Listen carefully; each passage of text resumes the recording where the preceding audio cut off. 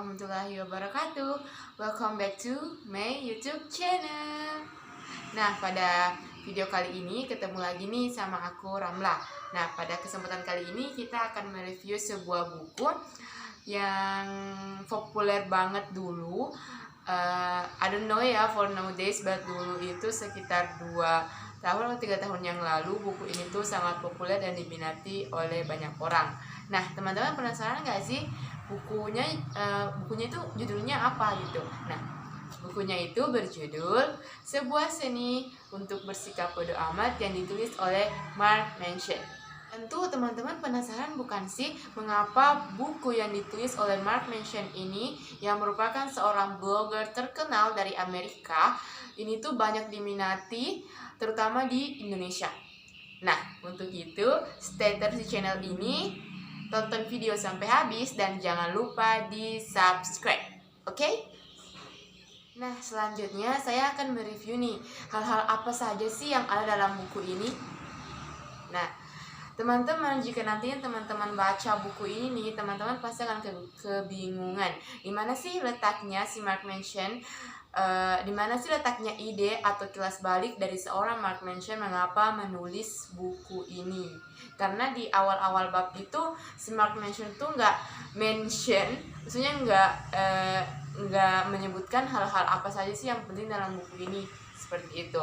Nah, ternyata guys, buku latar belakang atau kilas balik mengapa Mark Manson menulis buku ini tuh terletak pada di bab terakhir atau di bab 9 buku ini. Wow.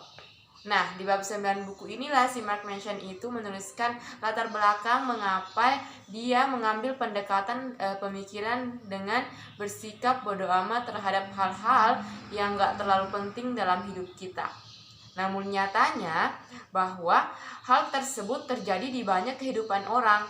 Hal-hal seperti inilah yang justru mengambil sebagian besar perhatiannya, yang kemudian membuat seseorang itu menyesali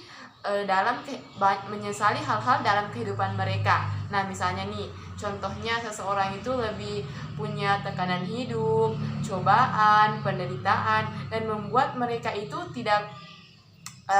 hidup mereka itu tidak efektif, atau bahkan dia tidak menikmati dan tidak bahagia dalam hidupnya, seperti itu teman-teman.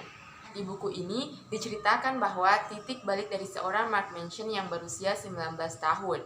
Nah, pada saat itu Mark Manson mengalami sebuah kejadian yang menyebabkan trauma panjang dalam hidupnya, yaitu pada acara bersama teman-temannya, dia kehilangan sahabat yang bernama Josh. Dia tenggelam dalam sebuah danau.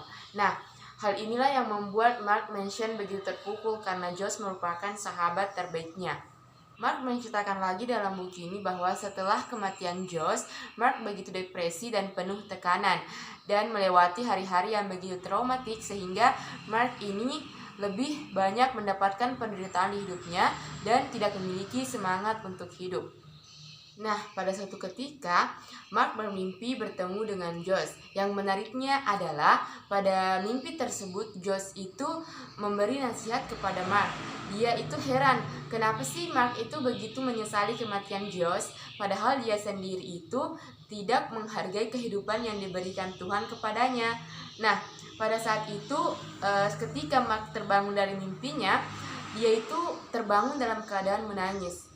Yaitu dalam mimpi tersebut dia itu mendapatkan pencerahan bahwa dia itu telah salah melangkah dalam hidupnya, seperti itu. Karena dia itu terlalu takut dengan kematian sebenarnya. Dampak dari kematian Josh, dia itu juga takut terhadap kematian. Padahal di sisi lain, di saat yang bersamaan, ternyata Mark juga itu tidak menghargai atau menyanyiakan kesempatan hidup atau umur yang diberikan Tuhan kepada. Selanjutnya kita akan membahas apa sih maksud dari kata bodo amat dalam buku ini, dan apa saja sih nilai-nilai yang bisa kita ambil dalam buku ini. Oke, stay tune. Nah, pasti teman-teman udah tahu bukan bahwa setiap manusia dalam dunia ini itu pasti memiliki masalah dalam kehidupannya masing-masing. Siapapun itu, baik itu karyawan, CEO, mahasiswa, dosen, bahkan seorang Bill Gates dan Elon Musk pun pasti memiliki masalah masing-masing. Tapi apa sih yang membedakan mereka semua, teman-teman? Apa sih? Nah, yang membedakan mereka semua itu adalah cara menyikapi masalah tersebut. Nah, ada nih orang menyikapi masalah itu harus benar-benar masalah datang harus diselesaikan. Masalah datang harus selesai. Tapi ada pula orang yang beranggapan bahwa udahlah nggak usah tidur aja, nanti masalahnya selesai kok. Udahlah nggak usah bodo amat, nggak usah dipikirin, seperti itu. Nah, seperti itu teman-teman. Ternyata yang membedakan semua orang tersebut adalah cara menyikapi masalahnya masing-masing, seperti itu. Nah, dalam buku ini si Mark mengatakan bahwa cara yang jitu untuk menyikapi sebuah masalah adalah dengan sikap bodoh amat. Nah, perlu digarisbawahi nih teman-teman ya, bersikap bodoh amat dalam buku ini tuh bukan bersikap yang kayak cuek, acuh tak acuh, atau tak peduli. Tapi dalam buku ini tuh Mark memberikan contoh. Nah, misalnya kapasitas kalian dalam menyelesaikan masalah itu hanya 100, tetapi masalah yang datang itu 200.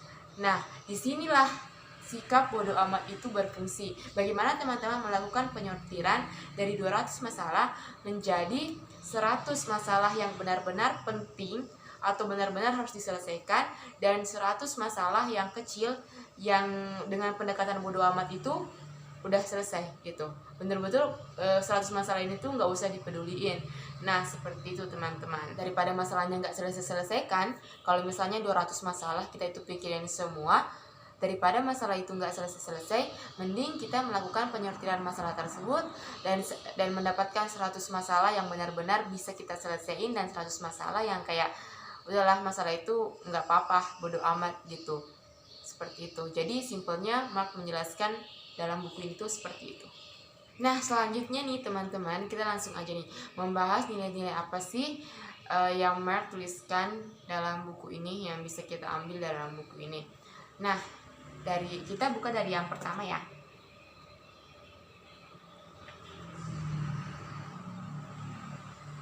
Nah, teman-teman penasaran bukan sih?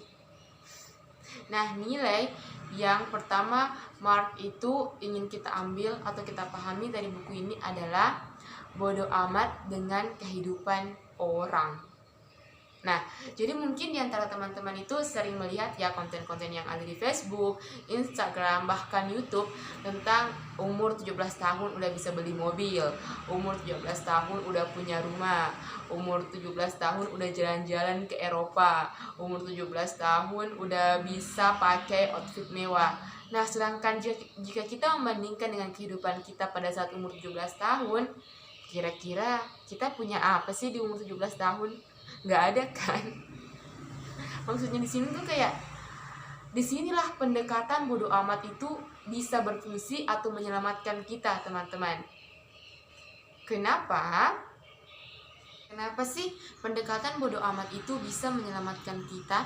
Nah, karena jika kita terlalu berfokus pada kehidupan seseorang, malah kita itu akan merasa insecure, atau lebih kasihannya itu kita tuh bisa merasa ngenes gitu, karena kita tuh berpikir bahwa kita tuh tidak ada apa-apanya dibandingkan kehidupan orang lain. Kita tuh hanya kayak secuil banget dibandingkan kehidupan orang lain tuh yang udah besar segini.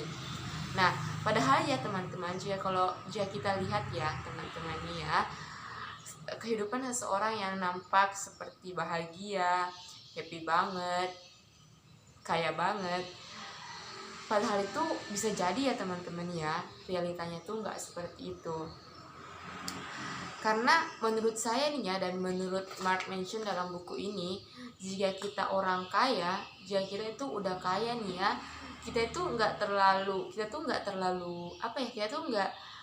nggak mesti terlalu effort menunjukkan bahwa kita itu kaya gitu. Ya jelas kita tuh udah kelihatan kaya, kenapa lagi kita harus mengeluarkan effort untuk memperlihatkan orang lain bahwa kita itu kaya gitu. Terus sama halnya nih ya dengan orang-orang yang cantik, ganteng, beautiful and handsome gitu, kayak itu nggak terlalu melakukan sesuatu atau effort banget untuk kelihatan cantik dan ganteng, karena dia tuh udah jalan aja, udah kelihatan bahwa gantengnya itu memancar gitu, cantiknya itu memancar. Nah, jadi bisa jadi ya teman-teman ya, apa yang kalian lihat di konten-konten Facebook, Instagram, bahkan YouTube itu gak seindah realitanya seperti itu. Jadi sekarang ayo mulai fokus sama diri sendiri, sama kehidupan diri sendiri, gak usah terlalu masuk ke dalam atau memikirkan kehidupan orang lain. Selanjutnya, nilai yang kedua Marx sajikan dalam buku ini adalah seberapa keras kita berjuang untuk mimpi kita, untuk meraih mimpi kita. Nah, tentunya kita semua pasti memiliki mimpi, bukan sih, atau cita-cita dalam kehidupan kita. Entah itu ditargetkan dalam tahun segini harus tercapai, atau nggak ditargetkan nggak masalah. Nah, misalnya ini ya, ada orang yang pengen jadi karyawan, pengen pintar bahasa asing, pengen lanjut S2 ke luar negeri, atau pengen jalan-jalan ke luar negeri dan sebagainya. Tapi hal yang perlu ditekankan dan digarisbawahi teman-teman adalah bukan seberapa besar atau seberapa keren mimpi kita, tapi seberapa kita kuat meraih atau memulai untuk meraih mimpi kita, dengan tentunya resiko, penderitaan, dan perjuangan, dan lain sebagainya dalam meraih mimpi itu. Itulah tadi sedikit nilai yang Mark sebutkan dalam bukunya. Karena keterbatasan waktu ya guys ya, jadi kita tuh hanya membahas 2 nilai yang bagus aja. Dan ternyata di buku Mark Manson ini tuh ada satu nilai yang aku nggak setuju atau kurang sepakat terkait dengan nilai tersebut. Nah, nilainya apa sih? Nilainya itu bahwasanya kita itu nggak apa-apa kalau menjadi orang yang biasa-biasa aja. Nah, Mark memang menulis buku ini dengan pendekatan yang berbeda ya teman-teman, karena pasti jika kita membandingkan dengan motivator lain, pasti motivator lain bilang itu kita itu harus menjadi orang yang luar biasa, dan aku tuh sepakat dengan motivator tersebut. Karena kenapa? Setidaknya kita tuh harus menjadi orang yang luar biasa, orang yang bermanfaat minimal lah dengan orang-orang yang berada di sekitar kita gitu. Karena jika kita setuju dengan pendapat Mark Manson ini, nantinya banyak orang yang akan kayak gak ada motivasi dalam hidupnya untuk menjadi orang yang luar biasa, menjadi orang-orang yang bermanfaat. Ya udah, dia tuh cuek atau bodoh amat gitu tentang hidupnya. Walaupun sebenarnya buku ini memang sebuah buku untuk bersikap bodoh amat, tapi menurut aku tuh ya tetap gitu, ada hal yang perlu kita bodoh amati dan ada hal yang memang perlu kita itu peduli, seperti itu. Nah, itu ya teman-teman nilai-nilai yang aku kupas dalam buku ini.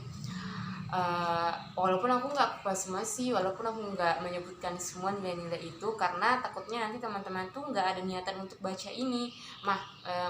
Makanya setelah nonton video ini, teman-teman bisa cari buku ini di toko buku terdekat atau Gramedia, terus baca.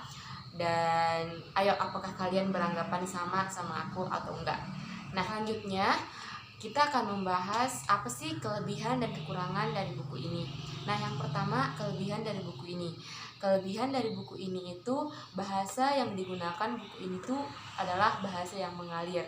Maksudnya kayak bahasa yang gampang dan relate banget dalam kehidupan kita. Jadi ketika kalian nanti nih baca buku ini, kalian akan selalu berpikir setiap babnya, setiap subbabnya, pasti kalian berpikir, wah kayaknya kisah ini relate banget loh sama aku. Kayak seolah-olah kalian itu membaca kisah kalian sendiri, kayak segitu relate-nya, segitu cocoknya buku ini dengan kehidupan kita, seperti itu. Dan adapun kekurangan dari buku ini teman-teman ya, bukunya itu kayak banyak mengandung bahasa-bahasa yang kurang baik atau bahasa kasar. Nah, ini tuh udah bahasa Indonesia loh. Kan kita tahu kan buku ini tuh buku terjemahan Inggris ke Indonesia. Dan teman-teman bisa bayangkan bahwa jika buku ini dalam bahasa Inggris kayak lebih banyak lagi kata-kata kasarnya gitu. Dan walaupun di buku ini udah dikasih rate sih bahwa umur yang bisa baca buku ini umur 17 tahun ke atas, tapi tetap aja sih buku ini tuh mengandung kata-kata kasar. Teman-teman, terima kasih udah nonton video ini sampai akhir, udah temenin aku di video ini sampai awal video sampai akhir video. Sampai jumpa di video selanjutnya. Semoga channel ini tuh bisa produktif lagi gitu, dan see you guys on the next video. Bye bye.